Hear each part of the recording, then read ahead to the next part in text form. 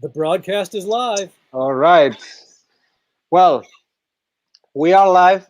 We are gonna wait for a few minutes for everyone to tune in and join us in this the first Leapwing Audio Talk of 2021. Oh wow, we are. So, without further ado, I wanted to welcome to this Leapwing Audio Talks of the first one from this year to a dear friend and as well a person, an artist, a songwriter, producer that I admired for a long time ago.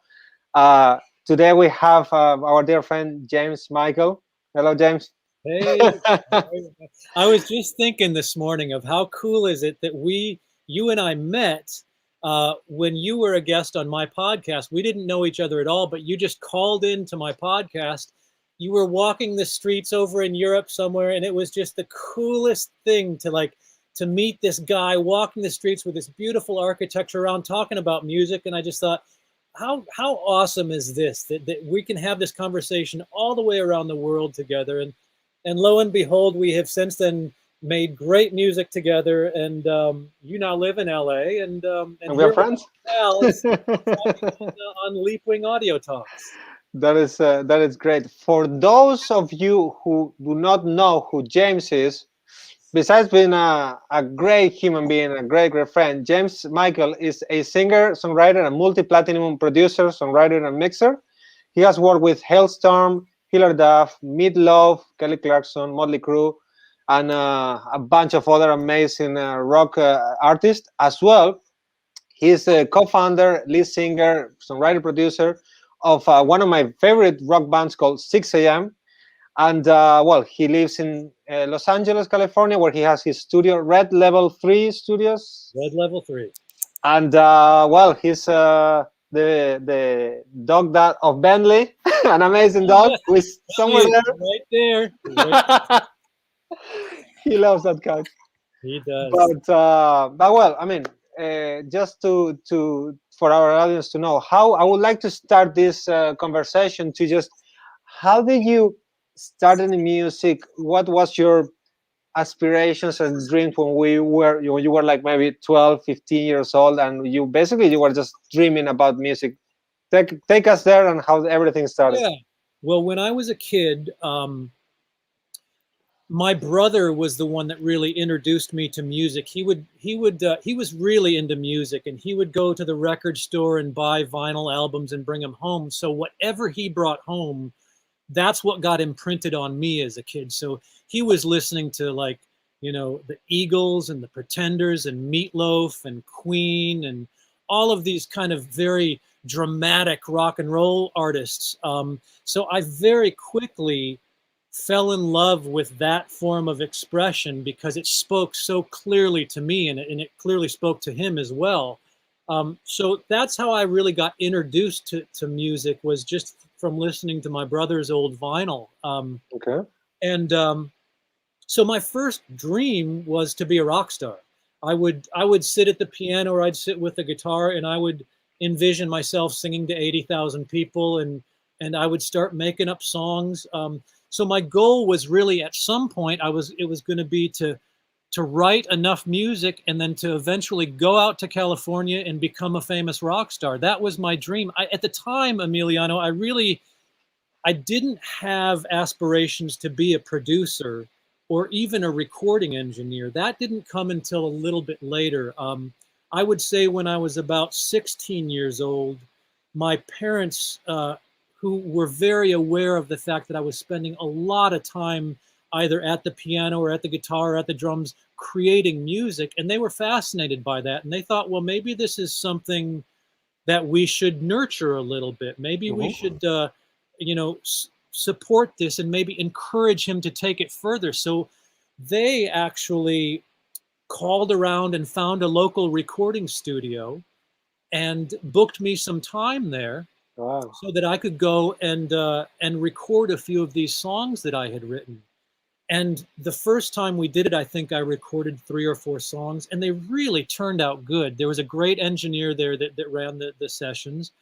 And that kind of became a thing, So I had very supportive parents that about every 6 months, once I'd written a few more songs, they'd book me back into the studio, and I'd go and do that. Well, I was very appreciative of them being that supportive, and I was also very aware when I was in the studio that clock on the wall, every time it ticked, it meant money, and that my parents were having to write these pretty significant checks for studio time. So at some point I thought, you know, I think I could save my parents some money if I were to learn how to do this engineering, if I were to learn how to record myself, so that I didn't need to be spending, you know, all of this money on engineers and on studio time. So one time when I was in that session, I asked the engineer if he would mind if I got, you know, if I sat in the control desk and ran the session, just based on what I had watched him do over the last few sessions. So he agreed to let me do that. And that was really the beginning where I realized that the kind of artist I wanted to be was the kind of artist that was in control of everything, not only the songwriting, but the way that I sounded and the way that the instruments sounded when I recorded them and when I mixed them. So that was really the beginning. I ran my first session not really knowing what I was doing, but just having witnessed it enough when I was about 16 years old, maybe 15 years old. That is amazing, because I think you, without knowing it, you had a vision besides the songwriting and musical structure of this. I mean, let's put music aside for a second, composition-wise, but it feels that you had a vision for the sonics, how the song will be presented, how the song will be portrayed, how the arrangement will be at a very young age and at a time, and which I guess this was the very early of digital recording, or still was tape. Yeah. So for a 16-year-old running a tape-based studio. Yeah, it was a really important time of the kind of the formative stages of my career. Even with that experience, it didn't really occur to me that I wanted to be that actively involved in producing and engineering at that point, because I still had my vision set on being a rock star. So to me, the behind the scenes stuff was something I wanted to have an understanding of. I wanted to be able to do it, but I didn't really want to make a career out of that. You know, it wasn't until many years later. I'm going to jump forward maybe a decade, maybe even a little bit more than a decade. And I had found myself in a situation where I was writing songs. I was living in California now, and I'd found myself in a situation where I was writing songs for some very well-known artists. And at the time, I was just writing songs. I was still pursuing my career as a rock star, but I had found a little niche. I was writing songs for other artists, and I was starting to earn some money. But the reason that I jumped forward to this point in my career is because it's when I really discovered that I needed to be a producer as well as an artist, because I was writing these songs for other artists, and then whoever was producing that artist would send me the songs once they were done, and I was almost never happy with how they turned out. I always felt that my demos, they may not have sonically sounded better than the final productions, but they had more heart, and they had more emotion, and they had more passion to them. And I thought, this could be a problem if these songs that I'm writing don't get presented in the way that I'm hearing them. I may not have the success with that song that I may not have the potential success with that song that it deserves. That's when it became clear to me, I need to put my foot down. I need to be the one producing these songs as I write them. Because when I hand it off to somebody else, something gets lost in the translation. So it wasn't until many years later that I came to the determination that if I was going to be successful on all platforms, I really needed to take the producing and engineering seriously, and I needed to insert myself. And so it became a rule that I had, that if I wrote a song for another artist, I would only write that song if they agreed that I was the one that was going to produce it. It was a bold step to take, and sometimes I got laughed out of the room, but because I didn't have that much experience as a producer, but it was an important step for me to take. That is a very interesting point, to be certain that your vision is basically what the song needs. Because as well, in an industry like this, you have songwriters, you have mixers, you have producers. Yeah. Sometimes it's looked a bit uh, not cynical, but when someone says like, yeah, I'm a singer, a songwriter, producer, a mixer, it's like, really, not a lot of people can do what you do to the level that you do it. So I'm sure you had to fight a lot. That Yeah, I think that a lot of it was just that kind of young, naive cockiness that I just thought I knew what I was doing. You know, when you're 20, you think you know all the answers. You know, so I think some of that bravado carried me through some of the more risky times. And fortunately, I did have enough skill to and deliver talent. what I promised. That's I love that. And from making your demos in what's it, Chicago or the East Coast, It was in Michigan, actually. Michigan. Okay. So from being 16 and making your demos, how was the basically fast forward into California, living in Los Angeles, San Francisco, and started to bubble up as a songwriter and writing songs for for others, or writing your own songs by that matter? Yeah. Well, I moved to Los Angeles in the late '80s, Mhm. and boy, it was an incredible time in the music industry. That's when Sunset Strip was just alive with hair metal bands and just, Nice. you know, every street corner there were bands passing out flyers, and Gazzari's and the Roxy and the Rainbow and all of those places were just alive. It was a magical time to be exposed to that part of the music industry. So I came out as a a teenager, I think, and joined a bunch of shitty bands and just tried to do what you do, was just try to meet people and network, and that was a long period of time. There were a lot of times during that I felt like giving up, and Mhm. had a lot of things that seemed like they had some potential and then they fell through. There were great disappointments and great moments of excitement as well.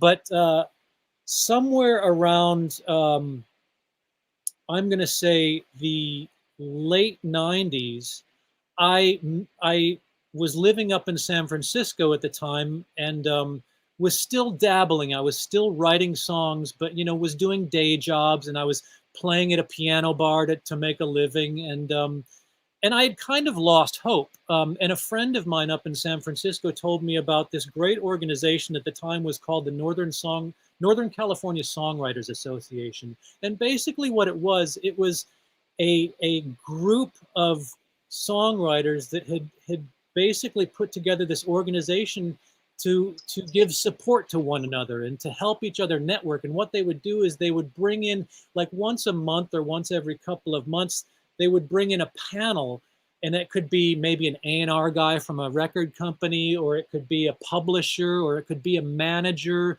or a Mhm. music attorney, and they would present a panel, and then it gave you the opportunity to present or pitch some of your music to them.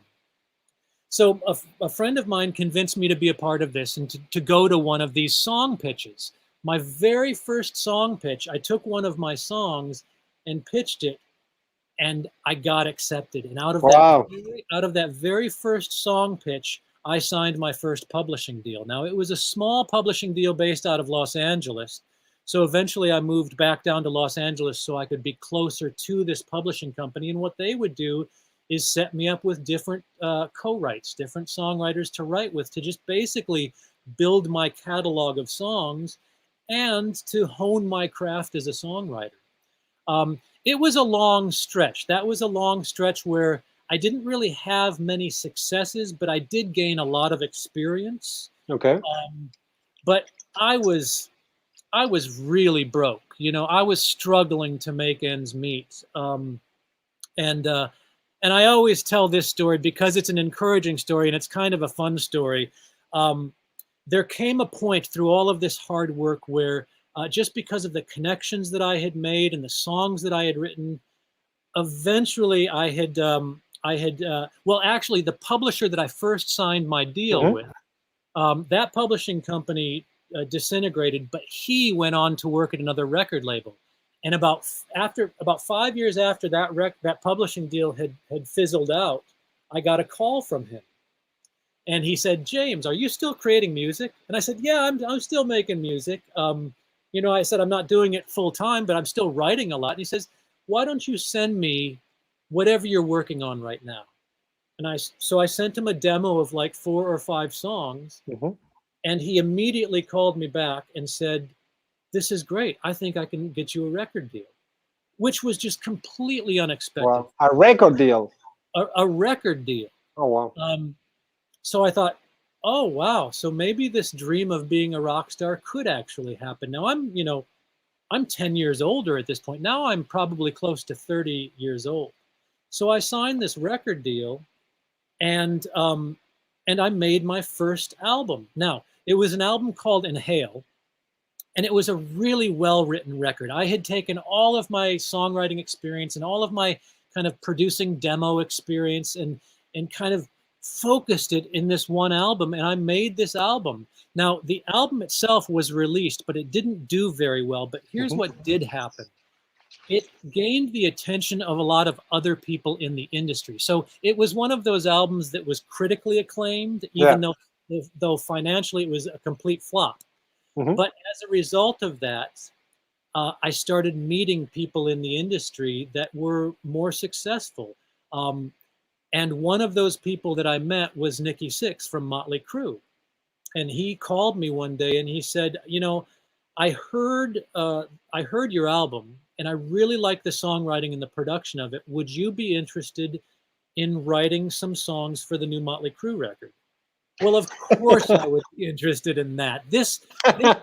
I saw this as my big break. So, I'm sorry to interrupt you, but to be in perspective, up to that point, were you doing as being songwriter or an artist full time, or you had to have other jobs and you basically were combining everything in order to keep going? I had to have other jobs. I had to, and primarily because I was skilled as a piano player and I had a decent singing voice, I could get by singing Billy Joel and Elton John covers. So I was able to make just a tiny, tiny living doing that. But yeah, I was broke. I was now at the end of a 10-year marriage. It was kind of falling apart just because I had gotten married very young and didn't know what to expect. So yeah, things were pretty bleak for me at that point. I think I had lost a lot of hope, but in signing this record deal, that hope started coming back, and I thought there might still be a chance here. So my main dream was still to become a rock star, but now I had this other outlet. I was being seen as a songwriter by other successful artists, like Mötley Crüe, which is not a small band. Right. So basically, what happened is I had recorded my solo album, and while I was waiting for that album to be released, I started writing for all of these other bands. I started writing for Mötley Crüe and for Blondie and for Meat Loaf and for Sammy Hagar and a lot of these great heritage rock bands.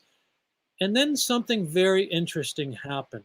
All of a sudden, I walked to my mailbox one day,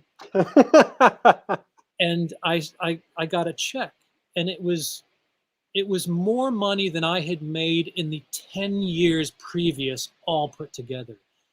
And it was for just songs that I had written for these other artists. It was for songs that I had written for Mötley Crüe and Sammy Hagar, and a light bulb went off, and I thought, I might need to rethink things a little bit here, because if I can stay at home and write songs for other artists and let them go out and travel around the world for the next couple of years playing those songs over and over, meanwhile I've moved on and written for 10 other artists, this could be a neat way to make a living. So for a period of time there, I just started focusing on writing songs because to me, it was the path of least resistance to starting to make money. Yeah. So I did that for a year or two, and built up this fantastic catalog of songs that were already out in the marketplace, making money. And that's when I signed my first major publishing deal, because I had enough music in the pipeline that I was able to go out and sign a deal with Warner Chappell, and it was more money than I'd ever seen in my life, because they advanced me money for all of these songs that were already out there making money. And the funny story was, at the time I was completely broke. And, I love this story, by the way. and I mean, and being broke just sucks. Even when you have, and it was confusing to me, because I had all these songs that were doing very well, but I was still just barely able to make it by. And then when I signed my publishing deal, everything changed. And I remember the day that I walked into my bank, and my bank was like, I can't remember the exact number, but it was like $2.50 overdrawn. And I remember walking up to the teller and sliding this check for $250,000 across the teller's desk. And because she had said, sir, I'm sorry, you're overdrawn. And I said, I think this will take care of it. And it was just one of those moments where I walked out of that bank and I just started crying. And I remember sitting in my car saying to myself, I will never let myself be broke again. I will do everything that I can. I will respect this business, and I will learn everything that I can about how to be successful and how to stay successful. And I will use that knowledge to never be in this situation again. And it was a real incredible moment for me. The hairs stand up on my arms every time I think about that story. I can imagine. That fear and that relief is what has driven me and guided me through my entire career. So that's really what kind of brought me to my adult life and my adult profession, where I basically diversified and built an entire career as a producer, an entire career as a recording engineer, an entire career as a mixing engineer, and then a little bit later in life, an entire career as a performing artist with 6 A very successful one as well. That's how I knew about you. Yeah, all of those things come back to that moment at that bank where I was teeter-tottering on the edge of my life completely falling apart and my life completely coming into focus. That is an amazing story, and I want to circle that back and quickly telling how we met, but more importantly, what for me, since I met you, like got stuck in my head, which it was that that sentence that you said about a promise to always, respect the business and realize that, like you have to put your heart and soul and not being in that vulnerable position anymore. I just, for the people watching, James has a podcast, and 2 years ago, I think, he started the podcast. And I remember I'm a huge fan of his band called 6 a.m. So I used to, back in 2007 or 8, I used to listen to the first album, Heroin Diaries, and I used to think like, wow, the production is so cool, and I would love, and this is just my 18-year-old talking, I would love to be like this guy. I would love to do what he does to the level that he does, So I started, listening to the records all over, try to find any interview about yourself back in 2008 or 9, and there were not a lot of YouTube videos. So I used to see this maybe interviews on magazines saying like you use this or that. Anyway, long story short, when I saw that you were doing a podcast at some point, and I think in the 3rd episode you talk about the story of the check, and for me that was I could relate to that feeling, and I was like, man, I really would love to meet this guy. Funny story, I think at the end of that podcast, you say, okay, let's bring on like 5 guests from the viewers and just chat about them. So I remember writing you an email to, I think Melissa was in the conversation as well, saying like, hey, I would love to be a part of this next episode where you talk to the audience. And long story short, I got into Skype. We talk. Remember asking you about, that was a funny thing because I asked you like, hey, shall I move to Los Angeles? Right, And right. well, long story short, I am in Los Angeles. And we kind of say, okay, let's stay in touch. I always wanted to, like to meet you, and for me it was just a dream to talk to you. So I was like, I'll try to see if he can listen to my music. Just like I just want to. I mean, I'm not a pushy person. I just want to like meet people that I admire, and in a I try to do it in a non-pushy way. I hope that was the way. Yeah. And well, I sent you some music, and then long story short, we got in LA when I was here in LA 2 years ago. We went to the studio, met up, and did some stuff, and here we are. Which Well, I think an underlying story in what you just said that I think is missing from the recap of my career that I just gave, and that is the idea of perseverance and tenacity and networking, and that's something that I immediately recognized in you. I mean, your story is equally, if not more, incredible. I don't think The experiences that you have cultivated for yourself by simply networking and building relationships. Relationships is everything in this business. You know that, I know that, and I hope that the audience, if I they hope so don't, too.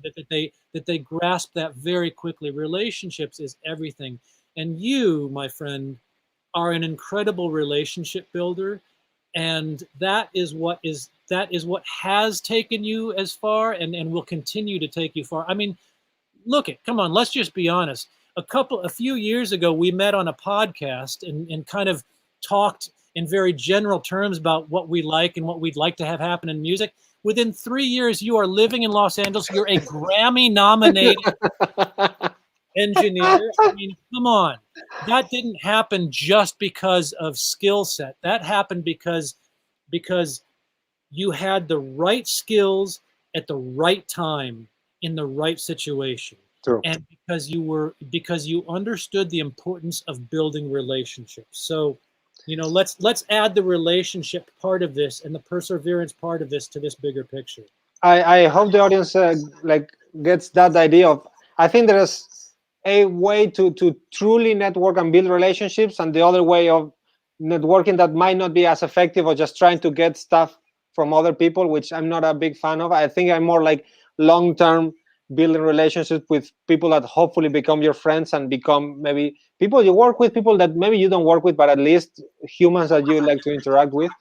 Yeah. And changing a bit of topic, because I, as many of our audience is, I have my home studio. I make music at home.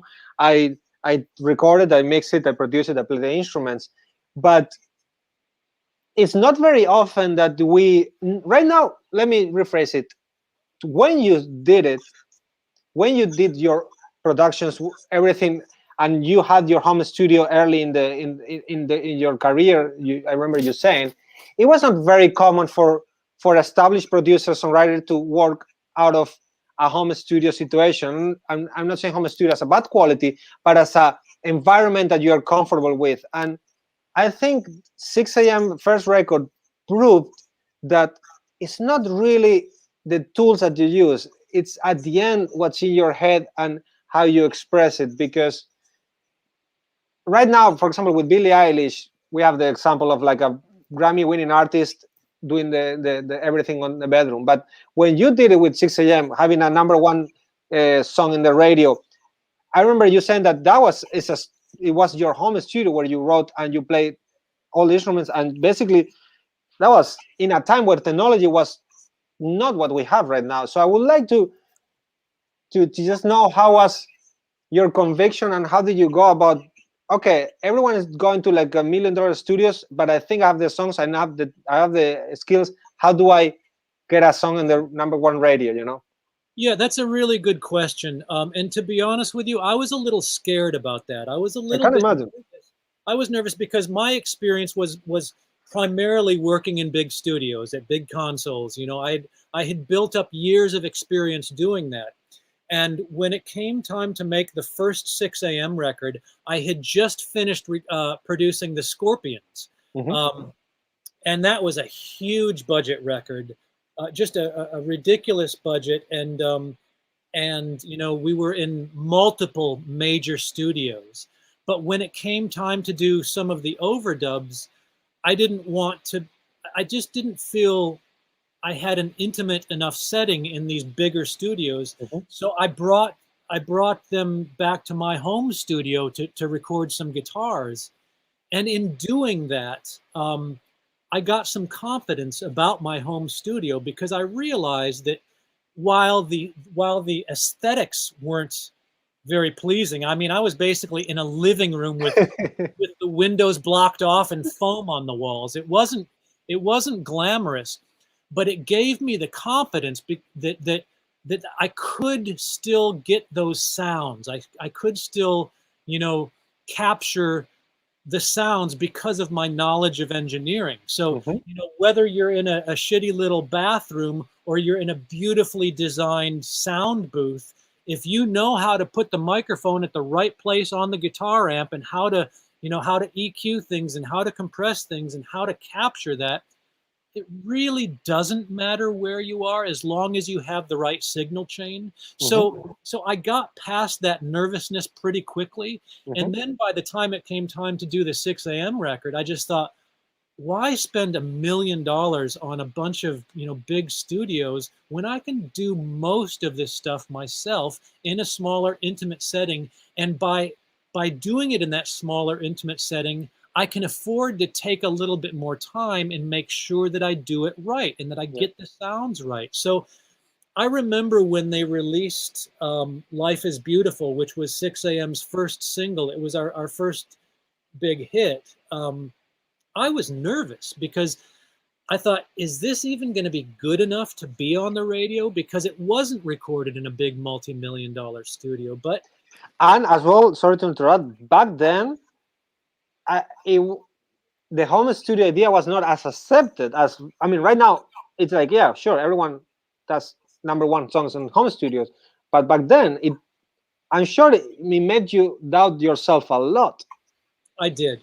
There was a lot of doubt. There was a lot of self-doubt and a lot of concern. And honestly, it took me a few hit songs being produced in my studio before I kind of got that cockiness back and thought, you know, I can do this. Wow. But it was it was a different experience. And we were talking a little bit about this before we came on this chat about the technology that I had at the time at my disposal. I was doing, by the time I did the 6 a.m. record, I was completely in the box. I was not doing anything analog. I was doing completely in the box. And that was very early to be mixing songs completely in the box. And there were already some really good plugins, but what was missing at the time was the really good analog simulation. You know, things like UAD and McDSP and some of those companies that really focused very passionately on emulating tape and analog gear. Compressors. That didn't come along effectively for a few years. At that time, there was one company I remember called URS. I remember they had like Neve and like. Yeah, they were doing a pretty good job of analog simulation. But even then, if you were to compare what they were doing then to now, it would be night and day. And back then, how was your feeling when you actually? I'm sure. How did you find out that the song was #1? And how was your feeling? Oh my gosh! Well, there's a lot of stories. There's a lot of stories surrounding that. The truth is, I was never supposed to be the singer of 6 a.m. Okay. Nikki and I had this idea of writing a soundtrack to his diaries about 5 years before, and we thought it was a neat idea because nobody had ever written a soundtrack to a book before. But we kind of put that idea on the back burner for about 5 years, and then one day he called me and said, "Hey, I found a guitar player, and I'm really thinking about that idea we had of creating a soundtrack to my book. Would you be interested?" At the time, I was just finishing up the Scorpions record, and I said, "Yeah, give me a few weeks to finish this off." I had been in it for a long time in the Scorpions record, and I said, I gotta take a vacation. I'm gonna go to Mexico for a couple of weeks. When I come back, we'll the three of us will get together, Nikki, DJ Ashba, and myself, and we'll kind of toss around some ideas, and we'll see if we can come up with some songs for the soundtrack. Well, so we got together, and we started demoing out these songs, and immediately we realized there was something special about it. There was just something about the chemistry that we had, the way DJ's guitar sounded, the way Nikki's bass sounded, the way we all kind of approached music was really special. And so there was going to come a time where once I was done producing the album, we would audition singers. So right now I just put my voice on it as a demo, as a guide. And we were then eventually going to audition singers, and then they could form a band if they wanted to. And well, what happened was the record label released one of our songs, "Life is Beautiful," and it started climbing the charts. And now all of a sudden, I'm the voice of 6 a.m. It's too late for us to change, because now this song is starting to climb the charts, and it's doing very well, and it's getting this reaction. So I remember the label calling me and saying, "Well, would you mind shooting a video?" And I was like, "Okay, I can shoot a video, but then that's going to be it. I'm not going to, I'm not going to be touring. I'm not going to be, I'm a studio guy. I'm a behind the scenes guy." So we shot a video for "Life is Beautiful." And then that video took off, and it kind of went viral. And then it was like, I got another call from the label a couple months later. "Would you mind doing one short tour?" I was like, so basically I backed into that band, just reluctantly backed into being the lead singer of that band. So that's how my involvement was. And now I'm just so grateful. It holds such a warm spot in my heart. That entire decade of music that we made together. I think we made 5 or 6 albums.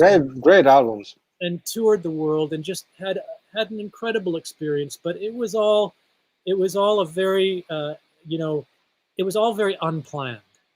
And I guess a lot of the things, or the good things, or the interesting things in life, come unplanned. And I think learning how to deal with unexpected situations as well is a skill, and something that you get better with time. As well, I wanted to shift a bit the focus of the conversation to something we touched a bit a few minutes ago, and it's about, it's very open to talk about, gear, home studio techniques, but I think something that is being less discussed, it's financial security, being fulfilled in all aspects of life as an artist, let's say musician in this case, but painters, sculptors, you name it, And what's your thought about having a balanced life? Because growing up as a musician and being in bands, there's always this feeling of the artist, the only thing that matters, and money. If you sign to a label that wants to make money for you, you are a sellout. If you do this, you're a sellout. If you want to charge money, you're there is such a pressure. I don't know where that comes from.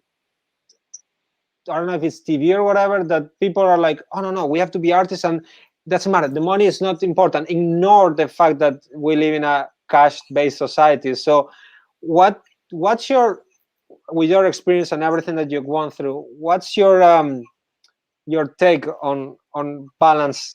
That's a good question. Balance is the right word, and I'll tell you a story that happened to me pretty early in my career that was a real eye-opening moment for me.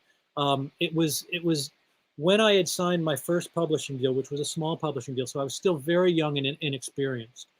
And I remember being set up with a co-write with this songwriter who had written a lot of hit songs and was very successful. So it was a big deal just for me to be able to get in a room with this guy. And I was nervous, and I was, you know, still, my dream was to be a rock star.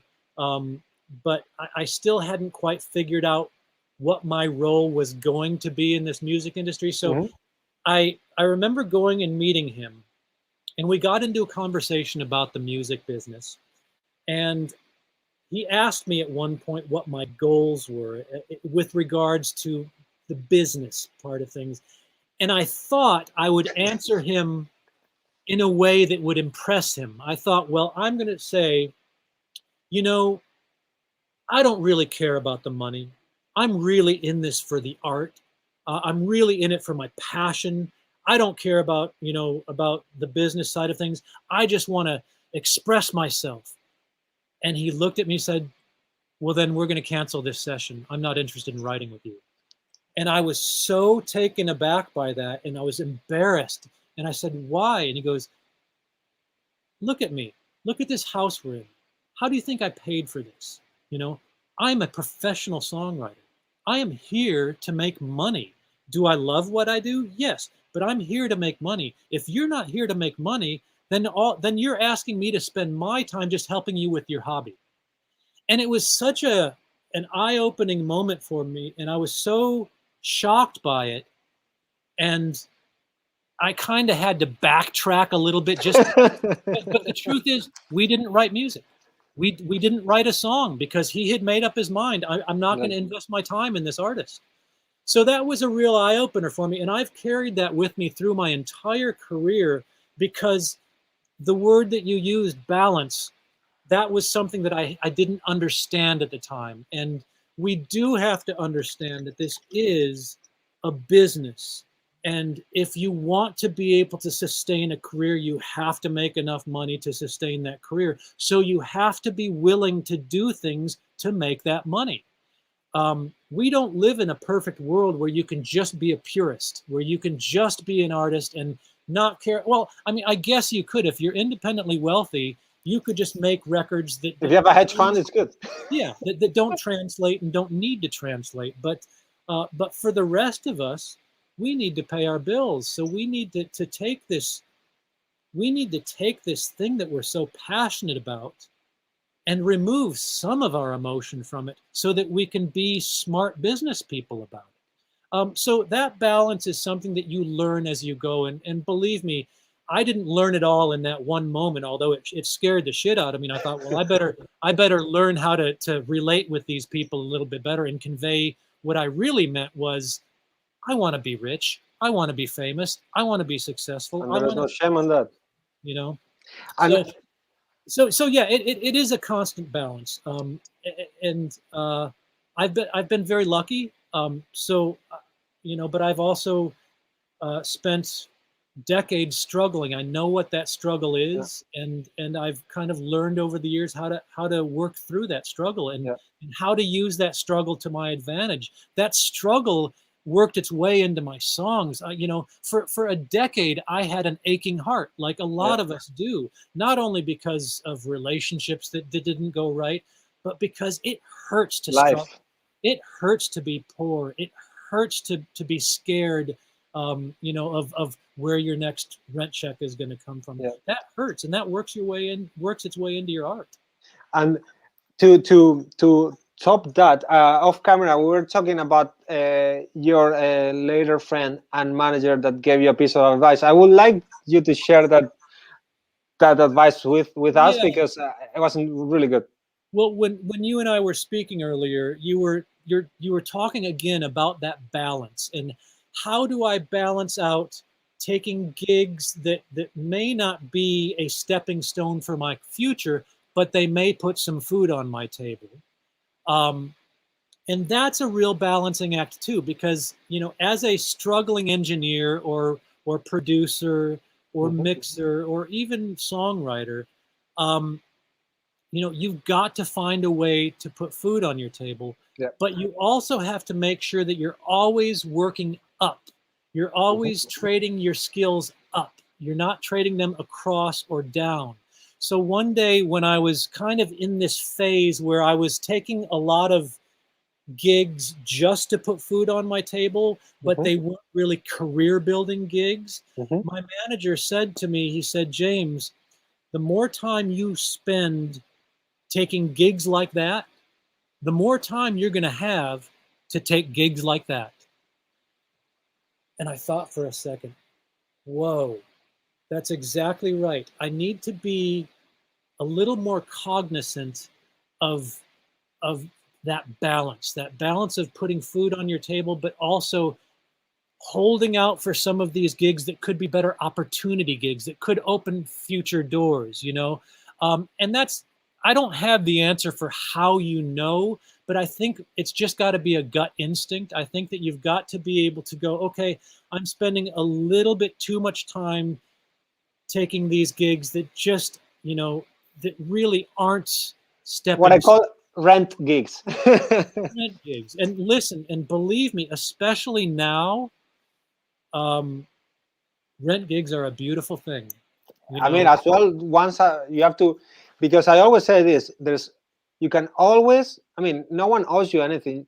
I mean, being able to do what you love is such a gift that never take it for granted. Like next day you could be working in a supermarket with no shame of working at a supermarket. Right. But even doing a rent gig, you will, I think I always try to remember, like, okay, I'm doing what I like. I have the luck of doing this. Like they're paying me for, 15 years ago, I would pay to make music. You know what I mean? Yeah. Well, let's not forget, when you're doing those rent gigs, you're learning something. Hopefully every time you sit down in front of a console or in front of a workstation and you have a job to do, hopefully you're going to learn something either about yourself, about your own skills, about how to work back and forth with an artist. So there is value in every gig beyond just putting food on your table or paying your rent. Yeah. But I think that if you're ambitious and your goals are bigger than that, then you should every once in a while check back in with yourself and ask yourself that question, or tell yourself what my manager said to me that day. The more gigs you take like this, the more time you're going to have to do gigs like this. And then strike that balance. That is, I just wrote it down to like have it in here. I hope the audience is having a good time. We have a few questions that we're going to answer in like 3 minutes, but I just have like I just clicked on the link here. I wasn't even seeing any of these questions. Yeah. Basically, we can put some questions. For example, from Dennis, there is a question that says, "Is there still a task that is so specialized that you outsource it?" That's a great question. Absolutely, definitely there are, and that's even more of an important question the more skilled you get, because you can't and you shouldn't do everything yourself. And this is going to be a bigger conversation, but I love that question. Just because I now, would be considered a multi-instrumentalist and a producer, I can create an entire band myself in the recording studio. Just because I can do that absolutely does not mean I should do that. And I can look back over my career at times. I've been two different type of producers in my career. I've been the kind of producer that steps back and delegates authority and makes decisions from a little bit more of a helicopter type of viewpoint, and encourages the band to answer questions for themselves when they run up against a problem. Figure it out yourselves. Let me help you figure it out. But don't, in other words, as a producer, don't put martial law over your band and dictate every move that they make. Let them figure stuff out for themselves. That's something that as I've gotten older, I've stepped back from that kind of martial law producing a little bit more, where I controlled every single sound and every single shape of an instrument, and really listened more than I taught, and learned more than I spoke, So yes, in every situation there is time to bring in other minds, bring in other ears, bring in other ideas. So whether that is, for instance, I think what this question was getting to is, if I produce a record, do I always mix that record? If I mix a record, do I always master that record myself? The answer is no. I've found it very important to be able to bring in other ears, especially at the end of project, because by that time I'm so inside the bubble, my perspective is gone. So just the act of bringing in a different perspective can be very helpful to you. It can save your ass sometimes, Yeah. So yes, just because you can do everything yourself, if you can, doesn't mean you should. Great, great answer. As well, I wanted to ask you. We're in 2021. Well, everything that is going on in the world. What if you would be 21-year-old James living in Los Angeles with the amount of right now time in your hands that some of the audience might have besides working a day job or whatever? How will you be your train of thought, knowing that it's not going to be able to tour in a couple of years? That how would you think or set yourself if you want to be who you are now, but 10 years ago in this situation? I don't know if that question makes sense. Yeah, it makes sense. You mean in this situation right now, with considering COVID and where we're at, right? Yeah. Boy, it's a really tough question to answer. I think me and all of my colleagues have been trying to find some type of answer for this. And the answer that I would give right now, if I was 21 years old, Yep. and I had this time right now, I would probably try to write and record as much music as I can, because once you're in the rat race and you don't have COVID and bands are touring and records are selling and records are being released, you almost never have time to write songs and do stuff. You're getting off of the road, and by the time you get off the road, you're already 2 months behind on your next record, and you haven't been writing because you've been so busy on the road, and then you got to write your entire record in 2 months, and then you've got to find time to record it, but you barely have time to record it because your next tour is already starting in a couple of months. So I would say, take advantage of this silence, take advantage of this quiet, and just write and create as much stuff as you can, knowing that some of it may not be released, because when we do get back to the time where we are releasing music regularly, there's going to be such a bottleneck of it. But don't forget, you're getting better every time you go into the studio and you write a song. Even if it never gets released, don't forget, you're getting better. You're learning something. You're figuring something else out. And you are also just keeping those juices flowing. So, I wish there was more of a magic button answer to that. But right now, just keep creating. And I think that what's happened over this last decade, Emiliano, especially with social media and how we're so connected all the time, we're too connected, man. When I was growing up and I was excited for one of my favorite bands to release their next album, the only way I could get any information on it was to go to the record store and buy one of these, rock music magazines, or ask the clerk, when is their album coming out? We weren't inundated every minute of every day with social media. So I would say, as a young artist right now, and this is going to go against everything that I would say from a business standpoint, because as a young artist right now, my advice is figure out how to use TikTok, figure out how to use social media to your advantage, and go crazy on it. But also, in this time as a creator, I kind of have to contradict myself and say, it's a balance. Yeah, find some of that silence to your advantage. Use that silence to your advantage, because you're probably not going to have another stretch of time like this where you can create your debut album and your sophomore album and your next album and build up a lot of material that will come in useful later on down the road. Actually, James, touching on that, and then we're going to answer one more question. Remember the first song that I sent you when we met that it was kind of a pop song, and my friend Mike was singing on it. So Let You Mike, Go, right? Was that Let yes, You Go? exactly. Let You Go. My friend Mike and Nick, like singer and co-producer of that song as well. They have a band called Running Lights. One of my favorite bands. They're super talented. Like, please, the audience, check them out. But something I was talking to Nick. He plays keyboards in the band. They're brothers, so it's kind of like a it's a family thing. And they are right now huge on TikTok. Like, they're, I think they passed 80,000 followers. Yeah. And what they do is very smart because they dedicate. I mean, Nick is a mixer. That's his day job. Yeah. As again to make money, and Mike as well. He's a session musician as a day job. So they have their band, basically in the off time in order to like grow their own music.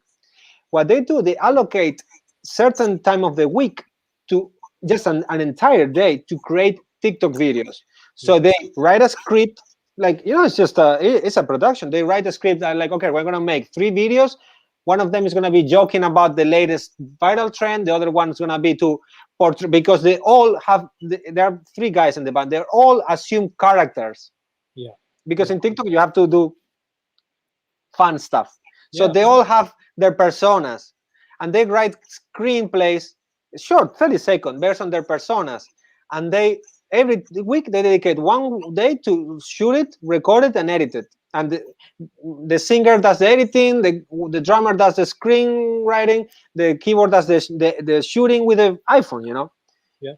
and doing that. And now they started to do what they do is to record 30-second version cover songs. So for example, the latest top like #1 song is called, I think, Driver's License by a girl called Olivia something. So they just did a 30-second cover to put on TikTok. They don't do like the 4-minute song, just the hook, a cover, and they make a video on TikTok. And they still write music, but 1 day a week they put their like marketing hat on, and they do that. I find that I very love that. interesting. I love that. That is the Smart balance. guys. That is the balance that we keep on talking about, So again, take advantage of the fact that there isn't touring right now to write as much music as you can, but then also balance that with become good at the one vehicle that the industry is using right now. The one vehicle the industry is using is TikTok.